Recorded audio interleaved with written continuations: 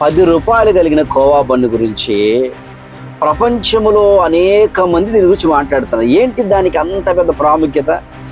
మానవత్వం ముందు మత ఉన్మాదం తల వంచుకుంది, పారిపోయింది. ఇంకా మానవత్వం ఉందా అంటే ఎస్, భూమి మీద ఉంది అని నిరూపించబడుతుంది.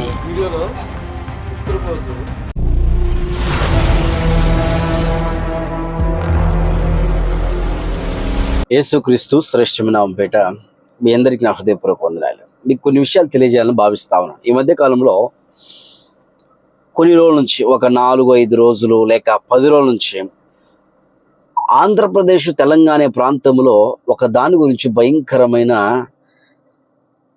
డిబేట్లు జరుగుతూ ఉన్నాయి. అనేక మంది మాట్లాడుకుంటున్నారు, గొడవలు జరుగుతూ ఉన్నాయి, చాలా దారుణమైన పరిస్థితులు జరుగుతూ ఉన్నాయి. ఏంటో తెలుసా? ఒక కోవా బన్ను గురించి. ఎంత అది? రూ. 10. కోవా బన్ను గురించి, రూ. 10 కలిగిన కోవా బన్ను గురించి ప్రపంచంలో అనేక మంది దీని గురించి మాట్లాడుతున్నారు. ఏంటి దానికి అంత పెద్ద ప్రాముఖ్యత? కారణం ఏంటి? బైబిల్లో ఒక మాట రాయబడింది, ఏం విత్తుతామో ఆ పంటకు వస్తాం అనే మాట. లోక సామెత, ఎవడు తవ్వుకున్న గుంతలో వాడు పడతాడని లోక సామెత చెప్తా ఉంది. ఇప్పుడు ఎందుకు నేను మాట్లాడుతున్నానంటే, కోవా బన్ను విషయంలో ఈ వ్యక్తి, కోవా బన్ను అమ్మే వ్యక్తి ఒక చోట ఏదో జాతర జరుగుతూ ఉంటే అక్కడికి వెళ్ళి ఒక బన్నుని అమ్ముతా ఉన్నాడు. చాలా చోట్లకి వచ్చి వాళ్ళు అమ్ముతూ ఉంటారు. చాలా చోట్లకు వచ్చి అమ్మి వారు కొంత ధనాన్ని సంపాదించుకుంటూ ఉంటారు. ఇల్లంబడి దగ్గరికి వస్తారు, తింటా ఉంటారు. చాలామంది ఇష్టంగా తింటా ఉంటారు. ఈ చాలామంది, కొంతమంది బయలుదేరి అక్కడ కూడా అమ్ముతూ ఉన్నారు. కానీ అమ్ముతూ ఉంటే కొంతమంది వచ్చి వాళ్ళ టార్గెట్ ఏమిటి అంటే, కేవలము వాళ్ళు అమ్ముతున్న బన్నులను, వాళ్ళ యొక్క వ్యాపారాన్ని, వాళ్ళను నాశనం చేయాలని, దేశంలో కొన్ని చేయాలని, చంపేయాలని, వాళ్ళు లేకుండా చేయాలని వాళ్ళ యొక్క ప్రణాళిక. అయితే ఈ వ్యక్తి దగ్గరికి వెళ్ళారు, మైక్ తీసుకొని వెళ్ళాడు. ఎవరో అతను మరి మైక్ తీసుకొని వెళ్ళాడు, రిపోర్టర్ లాగా తను మాట్లాడుకుంటున్నాడు. మైక్ తీసుకొని వెళ్ళి చెబుతూ, ఇది ఎలా వచ్చింది, రూ. 10 మీరు ఎలా అమ్ముతున్నారు అని మాట్లాడుతున్నారు. లేడీ ఒక ఆమె వచ్చింది, ఇంకొక ఆమె హిజ్రా అనే ఆమె కూడా, ఎలా అమ్ముతారండి ఇది అని ఆయనను చాలా హింస పెట్టారు. అనేక మంది ఆయన గురించి మాట్లాడుతూ వచ్చారు. వ్యతిరేక భావన, ముస్లింల గురించి వ్యతిరేక భావన చేయాలని, వాళ్ళు ఎలా పడితే అలా అమ్ముతున్నారని, జాతరలోకి వచ్చి అమ్ముతున్నారని, వాళ్ళని ఏ విధంగా అయినా బ్లేమ్లు చేయాలని, అతను చేసిన తప్పు అని చూపించి అనేక మందికి ఆపాదించాలని మత ఉన్మాదులు చేస్తున్న ప్రక్రియ. మత ఉన్మాదులు ఎవడు ఇలా చేస్తున్నానో వాళ్ళను తరిమి తరిమి తరిమి తరిమి ప్రజలే కొట్టారు. ప్రజలే కొట్టారు. ఏమనుకున్నారంటే వాళ్ళు, ఇతన్ని లేకుండా చేద్దాము, ఇతన్ని మొత్తం నాశనం చేద్దాము, ఇతని వ్యాపారాన్ని వీళ్ళని భారతదేశంలో ఉండకుండా చేద్దామని ప్రణాళిక వేశారు. అయితే అది బెడిసి కొట్టింది. మాట్లాడుకున్నారు, చూసారా ఎలా అమ్ముతున్నారో, చూసారా అన్నారు. నువ్వు తింటావా అంటే అతను తినడం స్టార్ట్ చేశాడు. తింటూ ఉన్నాడు, తిన్నాడు, అయిపోయింది. ఈ న్యూస్ వైరల్ అయిపోయింది. అనేక మంది వాళ్ళ వీడియోలు చూస్తూ ఉన్నారు, పేరు వస్తూ ఉంది, ప్రఖ్యాతులు వస్తూ ఉన్నాయి, డబ్బులు వస్తూ ఉన్నాయి. బాగుంది అనుకున్నారు, కానీ పడబోయే దెబ్బ గురించి వాళ్ళకి తెలియదు. ఒకరిని బాధ పెట్టాలని చూస్తే మత ఉన్మాదులు భారతదేశంలో చేరి మన మధ్య పొల్లలు పెట్టాలని చూసి నాశనం చేయాలని చూస్తారు. జాగ్రత్త అండి. మీ ఇంటి పక్కనే ఉంటారేమో, మీ వీధిలో ఉంటారేమో, మీరు చూస్తున్న వీడియోల నుంచి చెప్తా ఉంటారేమో, బుక్కులు రాస్తారేమో. మత ఉన్మాదాలకు పైనుంచి డబ్బు వస్తుంది. వాళ్ళు ఇలాంటివి రేపుతారు, అబద్ధాలు చెప్తా ఉంటారు. ఇతను కూడా అలా చేశారు. కానీ అతని పక్షమున అందరూ, హిందూ లేదు, ముస్లిం లేదు, క్రైస్తవు లేదు, నాస్తికులు లేదు, ప్రతి ఒక్కళ్ళు అతనికి సపోర్ట్ చేశారు. ప్రతి ఒక్కళ్ళు సినిమా యాక్టర్లు సపోర్ట్ చేస్తున్నారు. నాగబాబు అనే వ్యక్తి అతని పిలిపించుకొని మరి ఆ కోవా బన్ను తిని చూపించాడు, ఇలాంటి తప్పుడు చెయ్యకూడదని. ఇంకమంది యాంకర్లు పిలిపించుకున్నారు. టీవీ వాళ్ళు మాట్లాడుతున్నారు, యూట్యూబర్స్ మాట్లాడుతున్నారు, సామాన్య ప్రజలు మాట్లాడుతున్నారు. హిందూ, ముస్లిం, క్రైస్తవ భేదము లేకుండా మతమును మడిచిపెట్టారు అనొచ్చు. మతాన్ని దూరాన పారగొట్టేశారు. మతం ఏంటి? మతాలు ఎవడి మతాలు చేసేది?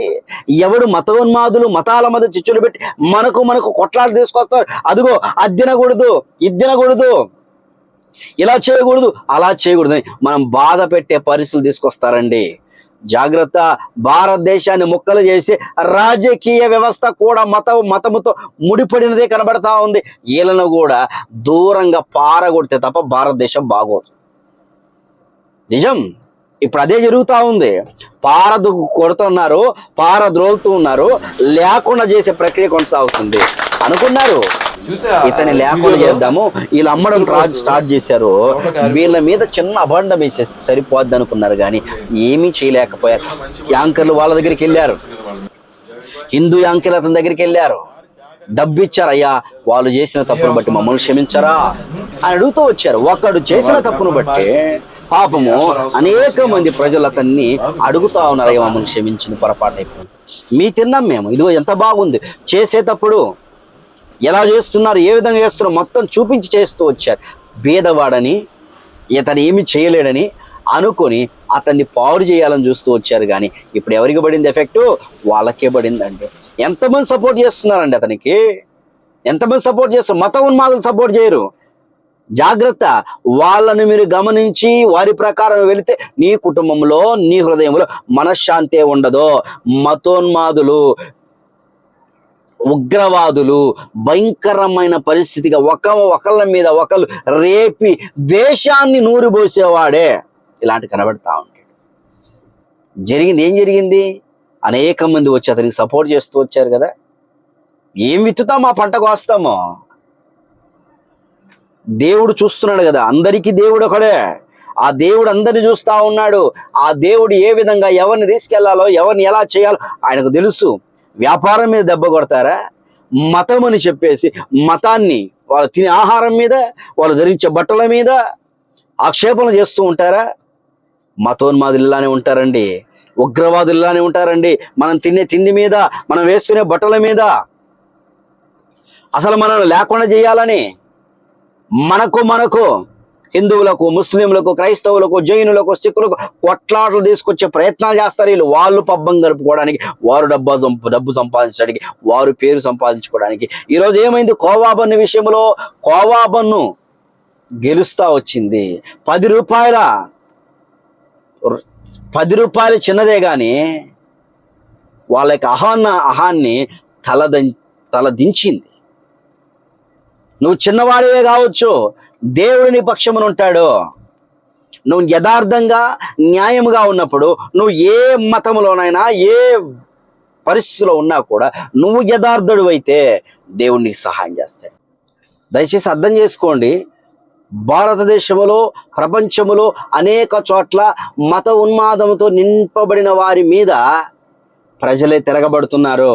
వాళ్ళు అనుకోవచ్చు, మాకు ఈరోజు మా మాట వింటున్నారు, మేము రాసే పుస్తకాలు చదువుతున్నారు, మేము చెప్పే చేస్తా ఉన్నారు, మేము వేసే ఎత్తుడికి లోబడుతున్నారు, కానీ అది మీకే ఎఫెక్ట్ పడుతుందని తెలియలేకపోతా ఉంది. యథార్థంగా బ్రతకండి, యథార్థంగా జీవించండి, అప్పుడు దేవుడు ఉన్నతమైన కృప ఇస్తాడు, సహాయపడతా ఉంటాడు. మతాన్ని నూరిపేసి అనేక మంది మధ్య చిచ్చులు పెడితే ఏం ప్రయోజనం? చివరికి నీ తలకాయకే అది అంటుకుంటుంది, నువ్వే కాలిపోతావు, నీకే ప్రమాదం కలుగుతుంది. అదే రుజువు. ఇప్పుడు 10 రూపాయల కోవాబన్ను ప్రజలందరి యొక్క మత ఉన్మాదంతో నింపబడి వారి యొక్క తలను వంచింది. ఈరోజు అనుకోవచ్చు, మేము ఒకప్పుడు మేము ఉన్న మంచి స్థాయిలో, మేము ఏ చెబితే అదే అన్నట్టుగా వెళ్ళిపోతుంది. కానీ అలా లేదు. ఇప్పుడు సమాజం చేంజ్ అయింది, మారుతుంది. సమాజము యథార్థత మీద, నమ్మకత్వం మీద, విశ్వసనీయత మీద ఆధారపడతా ఉంది. అది ఏ కులమైనా కానీ మనుషులు చాలా మంచి వాళ్ళు, మనుషులు అందరూ చెడ్డగా ఉండరు, అందరూ మతోన్మాదులు కాదు. ఎక్కడో 1% మత ఉన్మాదు. ఆ మత ఉన్మాదులను కూడా మనము మేకులాగా వారిని నేలకు దిగగొడితే అక్కడే ఉంటారు, లేకపోతే వాళ్ళు ఇంకా లేచి మన తలల మీదకి కూర్చునే పరిస్థితి ఉంటుంది. ఇప్పుడు అదే జరుగుతుంది. జరగబోయే ప్రక్రియ అదే. ఏదేదో చేస్తా ఆయన మీద ఎన్నో నిందలేశారు, అబద్ధాలు ఆడారు, ఎన్నో ఇబ్బంది పెట్టారు. కానీ ఈరోజు అతని యొక్క మంచితనము, అతను మౌనంగా ఉండే విధానము, సైలెంట్గా ఉన్నాడు, తిరగబడలేదు, ఏం చేయలేదు, చాలా నీట్గా సౌమ్యంగా ఉండబట్టి ఈరోజు అతనికి ఒక మంచి పేరు, ఘనత వచ్చింది, మాన్యతను సంపాదిస్తూ వచ్చాడు. అలాంటి కృపతో మనము కూడా ఉన్నప్పుడు సమాధాన పడదాం, సంతోషంగా ఉందాం. నిన్నెవరన్నా ఒక మాట అంటే మౌనంగా ఉండు, దేవుడు చూస్తాడు. వేరొక దిక్కును నీకు సహాయం వస్తుంది. నీ వారు నీకు సహాయం చేయకపోవచ్చు, నీకు వేరొక దిక్కు నుండి సహాయం వస్తుంది. ఎవరొక ద్వారా దేవుడు కృప చూపిస్తాడు. అతనికి జరిగింది అదే జరుగుతూ వచ్చింది. మనం దేవుడి మీద ఆధారపడదాం. ప్రార్థన చేద్దామా? ఇలాంటి పరిస్థితులు పోనట్లు. పరిశుద్ధులైన దేవా, మీరు ఇచ్చిన గొప్ప రక్షణ స్తోత్రం. బ్రతిమిలాడుతున్నాను దేవా.